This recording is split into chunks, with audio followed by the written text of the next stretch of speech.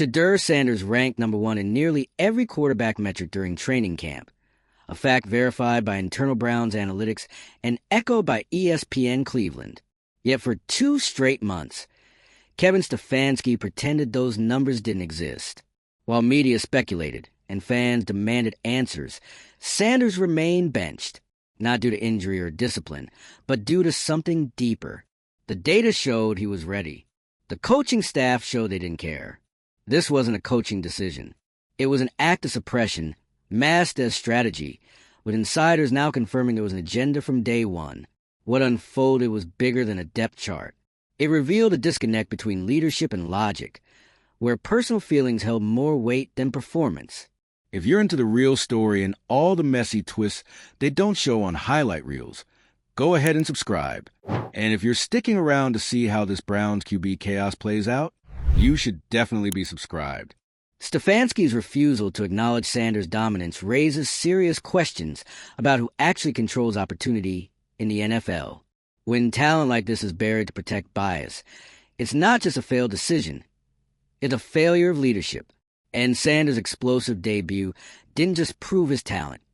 It exposed there's a difference between a coach making a mistake and a coach making a decision based on bias. What happened inside the Cleveland Browns organization wasn't a miscalculation. It was a cover-up, a deliberate move to keep Shedeur Sanders, the statistically best quarterback in training camp, off the field. Not based on merit, not based on readiness, but based on bias, image control, and a complete failure in leadership. Let's not lose sight of the facts that brought us here. According to disclosures from ESPN Cleveland and insiders close to the team, Shedeur Sanders was a top performer during camp. That's not speculation. That's not fan hype.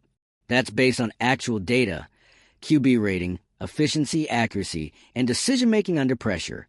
The kind of metrics that demand elevation on any professional roster. And yet, Sanders was quietly pushed to fourth string, not just passed over, buried. No media acknowledgement, no explanation, no reps with the starters. For 2 full months, head coach Kevin Stefanski didn't mention his name. Nothing, like he didn't exist. And now, we know that was intentional. According to multiple insiders, this wasn't about development. This was about discomfort. Stefanski and others on the coaching staff didn't want to deal with the attention that came with Sanders. The name, the legacy, the cameras, and the headlines. They didn't see Shedeur Sanders as a quarterback. They saw him as a disruption. So instead of handling it with leadership, transparency, and fairness, they suppressed it. Not only was he kept on the sidelines, but internal conversations were reportedly framed around keeping the spotlight off him. The goal? Maintain control. Stick to the preferred quarterback narrative. Don't let the Sanders situation take over the team. This is how organizations lose credibility. This is how players lose trust in leadership. When someone works, performs, and proves themselves and still gets iced out, people notice. Teammates notice. Analysts notice. The fan base notices. And now, after Sanders' breakout NFL performance, the entire league is paying attention. Let's talk about that game. 364 passing yards. 4 touchdowns. A complete command of the offense. No signs of rust. No signs of hesitation. Just raw execution and total confidence. He played like someone who knew he'd been ready for weeks. Because he was.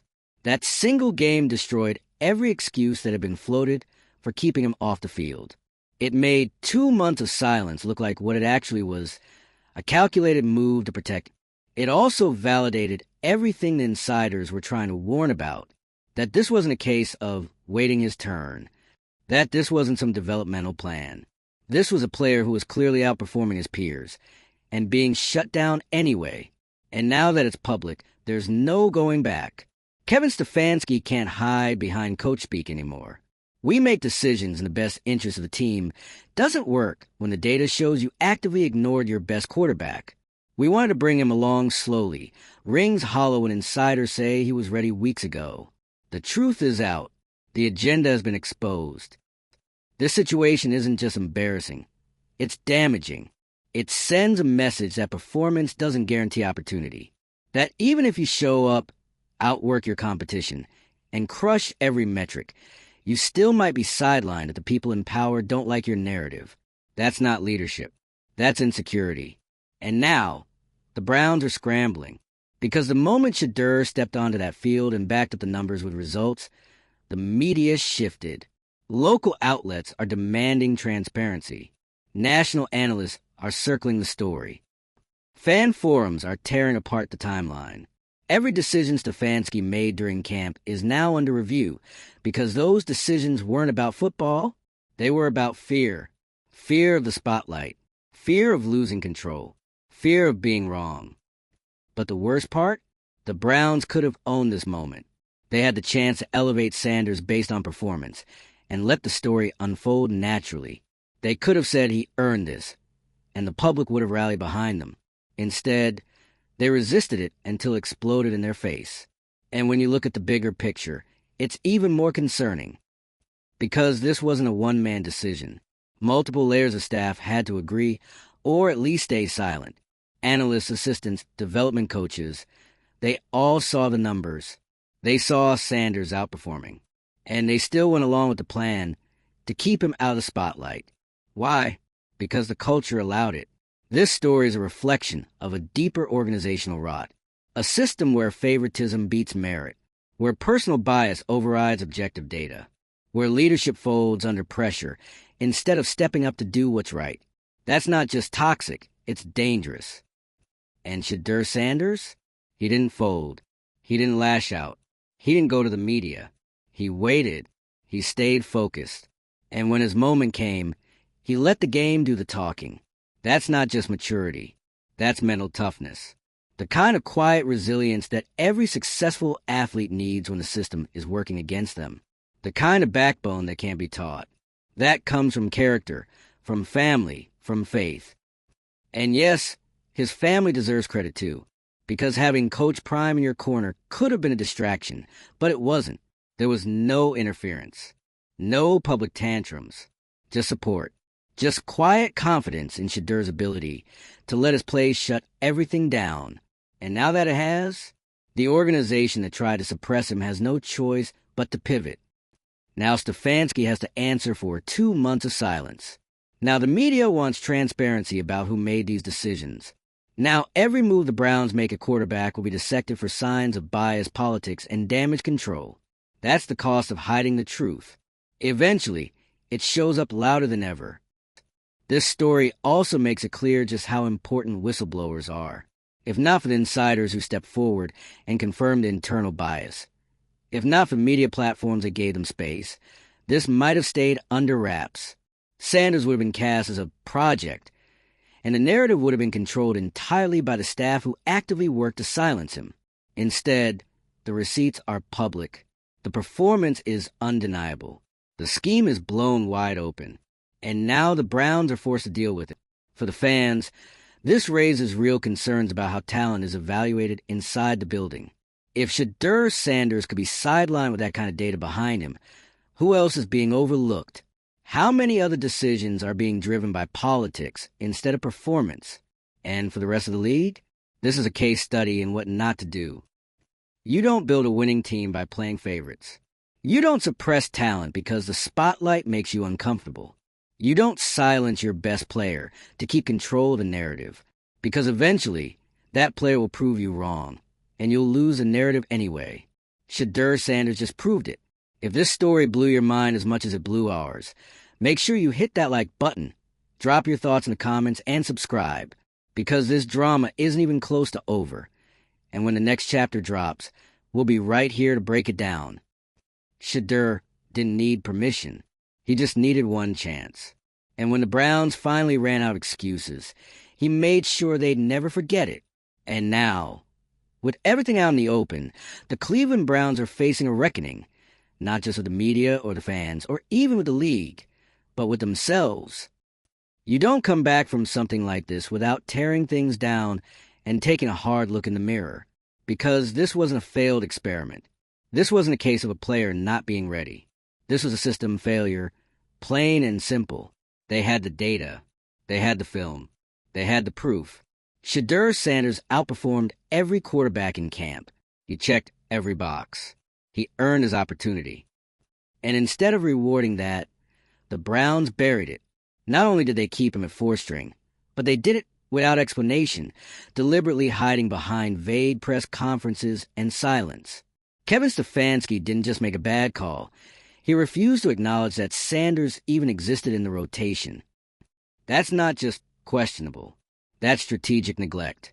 And now that Sanders has proved himself in a real NFL game, throwing for 364 yards and 4 touchdowns in a performance that embarrassed the staff's previous evaluations, it's impossible to defend the choices that were made, because the numbers didn't change. The performance in camp didn't suddenly become valid because of a single breakout game. The only thing that changed was public exposure. Which raises a question. How many other players are suffering under the same type of treatment? How much potential gets crushed in these locker rooms? Not because of lack of ability, but because someone at the top doesn't like the optics. The Browns had the opportunity to lead, to embrace a young quarterback who came in with focus, stats, and maturity beyond his years. Instead, they chose silence. Instead, they let bias and perception get in the way of facts. And the source of that bias? It wasn't subtle. Shedeur Sanders' last name, his connection to Coach Prime, the media attention that naturally follows him. It was all too much for an organization that clearly values control over competition. And rather than leaning into the spotlight and letting performance guide the narrative, they tried to erase it. What makes this even worse is how coordinated it was. This wasn't one coach ignoring a promising player. This was an entire system, from top to bottom, signing off on an agenda to keep him out of the picture. ESPN Cleveland's insider leaks made it crystal clear. Multiple people within the organization were aware that Sanders was outperforming the rest of the quarterback room, and yet no moves were made. No reps were given. No promotions on the depth chart. Just silence. And when insiders tried to raise concerns, they were ignored. Why? Because the leadership had already made their minds up. It was never about talent. It was never about who gave them the best shot to win. It was about preserving their own image, about staying in control of the narrative, about avoiding distraction. But when you bury a star for the sake of optics, and that star finally gets his chance and shines brighter than anyone else on the field, you don't just lose control of the narrative. You expose your entire operation. This isn't just about one game. It's about the consequences of organizational bias. Because now, every player in that locker room knows. They've seen it with their own eyes. Performance doesn't guarantee opportunity here. Politics decide the pecking order. And once that culture sets in, it doesn't go away quietly. It erodes trust. It creates divisions. It kills momentum. This could have been a moment where the Browns turned a corner, where a new talent emerged and gave the franchise something to rally around. Instead, it's become a full-blown scandal because of how badly they mismanaged it. And what happens next will define more than just the quarterback position. It will define Kevin Stefanski's entire tenure as head, because let's be honest, he's now the face of this failure. He's the one who shut down all talk of Sanders. He's the one who held him back from taking meaningful reps. He's the one who let bias override objectivity. And now that the evidence is public, every decision he makes going forward will be watched closely. The media won't let it go. The fans certainly won't. And if this coaching staff doesn't take immediate steps to rebuild trust, not just with Sanders, but with the entire team, they're going to lose the locker room completely. And they might already have, because you can't expect professionals to buy into a system that clearly doesn't value fairness. And when your best performer has to break through sabotage just to get a shot, it tells everyone else that the meritocracy is a myth. This is bigger than one game. It's bigger than one player. This is about how power is used inside these organizations, and how quickly it can be abused when accountability disappears. And let's not forget how Sanders handled all of this. No public complaints. No media drama. No shots taken. He just kept working. Kept preparing. Kept waiting for the day they couldn't ignore him anymore. And when that day came, he delivered. You can't undo this kind of exposure. Once you've been caught suppressing your top performer, the trust doesn't just come back. It has to be earned. And that's going to take more than words. It's going to take actions, consistency, and a complete reevaluation of how decisions are made inside that building. Because what happened to Shedeur Sanders is exactly what happens when you let personal bias infect professional judgment. And the fact that he still managed to rise above it, that he still produced on the field, still carried himself like a leader, still proved them wrong, makes the Browns look even. They didn't just underestimate a player. They tried to erase one. And he didn't just survive that. He thrived in spite of it. So now we're at the part where the Cleveland Browns don't get to spin this anymore. The PR statements won't cut it. We're evaluating all our options boilerplate is meaningless. The damage has been done. And not just to their reputation, but to the fundamentals of trust and meritocracy inside the organization. Let's not forget, this isn't just a bad look. This is a complete unraveling of the very process the team claimed to value. For months, Kevin Stefanski and his staff painted a picture of competition, fairness, and team-first mentality.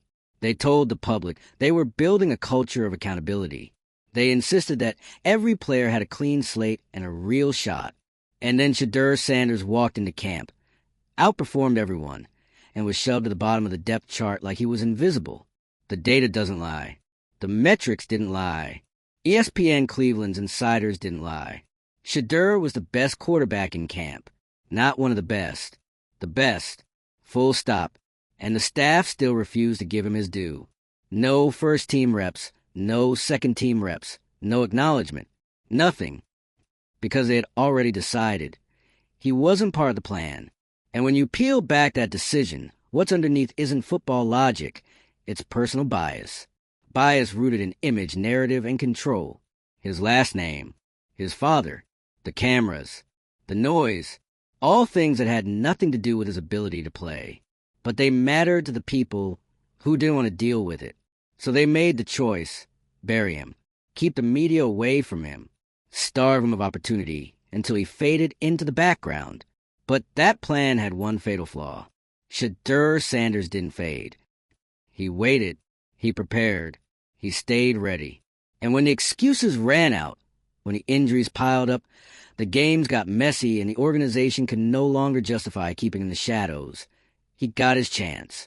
And in one game, he flipped the whole thing on its head. That's what's so damning about this. It didn't take weeks or months for him to get comfortable. He didn't stumble into the moment. He stepped into it like he'd been waiting for it, because he had. And when he delivered 364 yards for touchdowns near perfect execution, it was like a spotlight crashing through the ceiling of the organization. All of a sudden, fans had questions. Real questions. Why was this guy buried at fourth string? Why did Kevin Stefanski never mention his name? Why did it take public embarrassment for the team to finally do what they should have done based on numbers alone? And the answer, as hard as it is for some to accept, is that this wasn't a football decision. This was ego. This was pride. This was control. And now, that control is slipping. Because once you silence your best player and it becomes public knowledge, every single decision afterward is under a microscope. The fan base doesn't forget. The locker room doesn't forget. And you better believe the media is locked in. This isn't just about the quarterback room anymore. This is about the culture inside the Cleveland Browns, about how they evaluate talent, how they handle internal disagreements, and how they allow bias to influence the most important decisions on the field. And the people responsible? They can't hide behind generic statements anymore. You can't tell the public, we go with the best player, when every insider is saying you ignored the best player on. You can't preach development and trust when you actively suppress someone who had already earned your trust with performance. This isn't a system that needs a few tweaks. This is a system that needs to be rebuilt from the inside out. And here's the other reality. This whole disaster could have been avoided. All of it. The Browns had a star right in front of them. One who worked harder than anyone else in camp.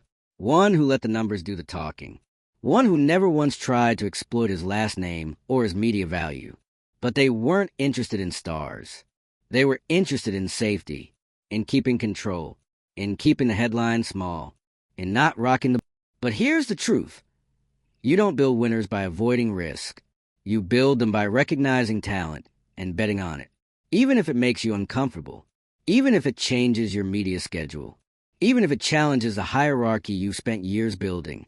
And Shedeur Sanders challenged it, not by talking, not by demanding, just by showing up and being better than everyone else, and then being ignored for it. Now, the franchise has to wear that. This is going to follow Stefanski for the rest of the season. Every time Sanders plays well, people will say, so why wasn't he playing earlier? Every rough stretch for any other quarterback will lead to the same question. Why did it take so long? And there's no good answer to that, because the only truthful one, the one insiders are confirming, is that the staff had a personal issue with Sanders, not as a player, but as a brand, as a symbol, as a story they couldn't control. And that story, it owns them now. They tried to hide it, tried to contain it, and now it's running the show. And for Shedeur Sanders, this is the beginning of a different kind of journey. He's no longer just a talented quarterback. He's a player who beat the system designed to hold him back. He proved that if you stay locked in, keep your head down, and wait for the moment, they can't ignore you forever. He changed the narrative without ever speaking a word. And that's what makes this story so powerful. Because in a league full of noise, of personalities, of narratives, Sanders let his play write the headline. And the headline said everything. They tried to bury him. He buried their excuses instead. If this story fired you up like it fired us up, hit that like button, drop your thoughts in the comments, and subscribe for more breakdowns of the wildest moments in sports. Because this story isn't over. The season is still going. The cameras are still rolling. And every time Sanders takes the field, he's writing another chapter in a story they never wanted told. And now the Browns have to wear that for the rest of the season. Because the story, the narrative, and the exposure have all shifted. It's no longer about a franchise's vision. It's about what they failed to see, what they failed to acknowledge. Because they weren't interested in betting on Sanders. They want to control the narrative and silence what they couldn't manage. Now, every time Sanders takes the field, the truth follows him. And it's a truth they have to live with. The legacy of this decision and the one who proved it wrong will linger over them, whether they like it or not.